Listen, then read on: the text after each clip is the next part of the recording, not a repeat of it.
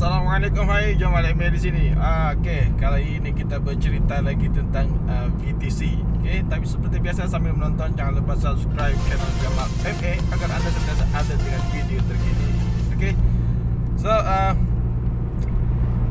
pasal VTC ni K20, K24 ada jugalah saya sudah ceritakan di video-video saya yang lama kan. Tetapi mungkin ada kesilapan info lah masa tu kan ya. Kita tidak berapa nampak lagi masa tu kan.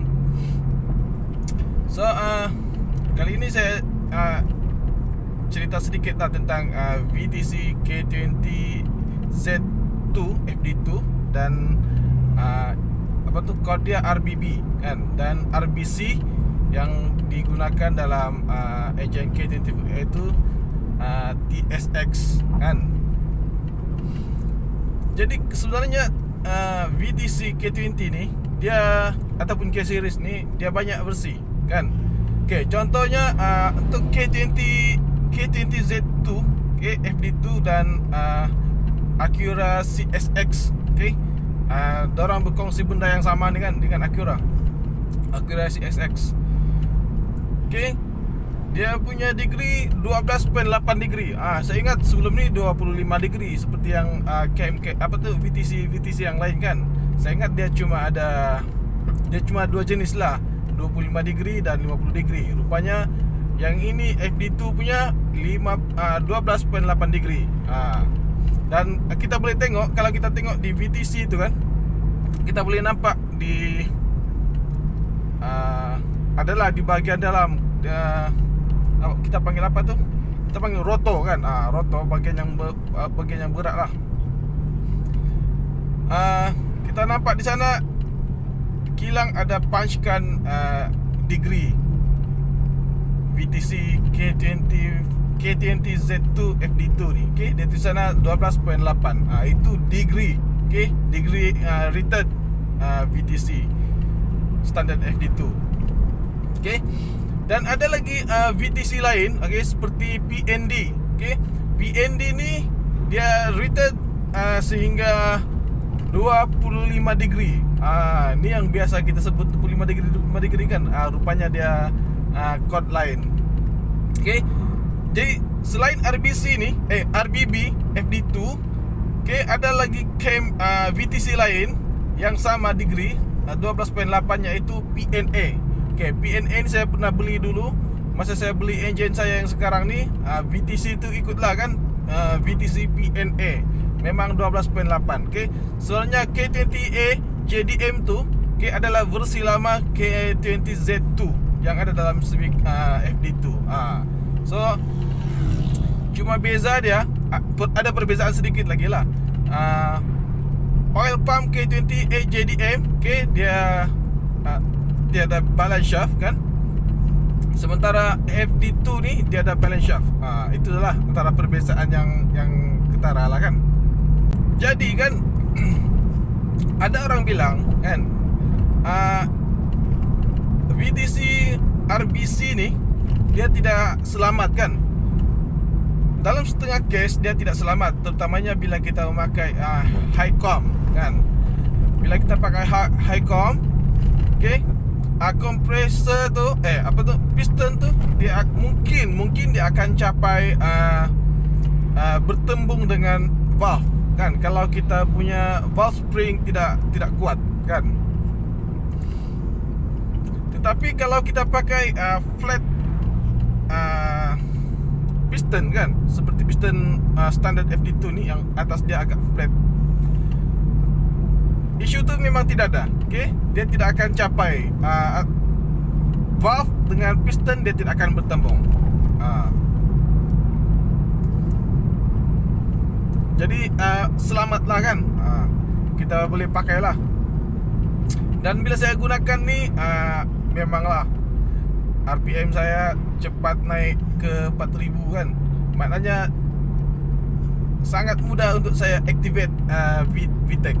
Okay, tidak perlu lagi tekan lama-lama sampai 4000, kemudian shift gear 3 baru RPM aktif kan. Okay, yang ni kita boleh tekan dari gear gear 2 dia sudah capai 4000 rpm kan.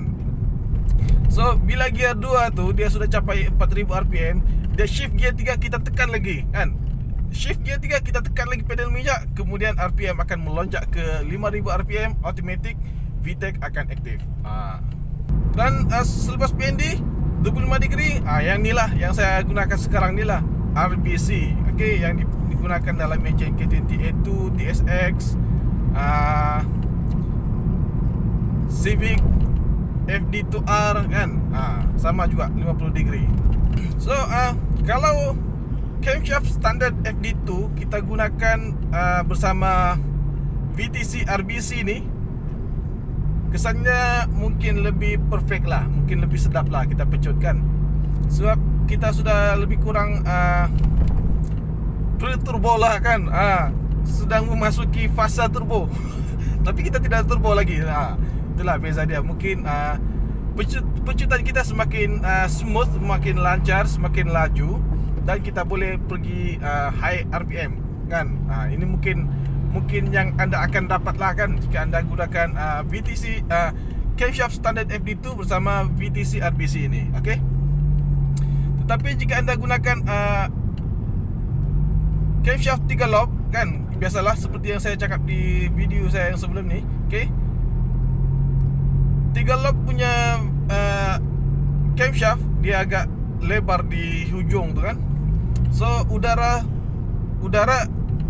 memang banyak disumbat masuk ke dalam combustion chamber. Bila kita memakai RBC lagi, okay, semakin banyak udara disumbat ke dalam combustion chamber. So keadaan saya sekarang ni, saya tidak adjust lagi AFR kan, saya belum adjust map.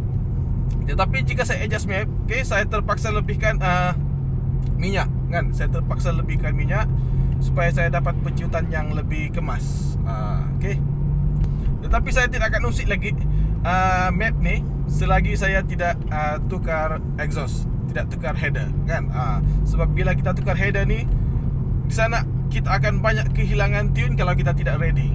So sebelum kita tukar exhaust, kita perlu pasang piggyback. Okay.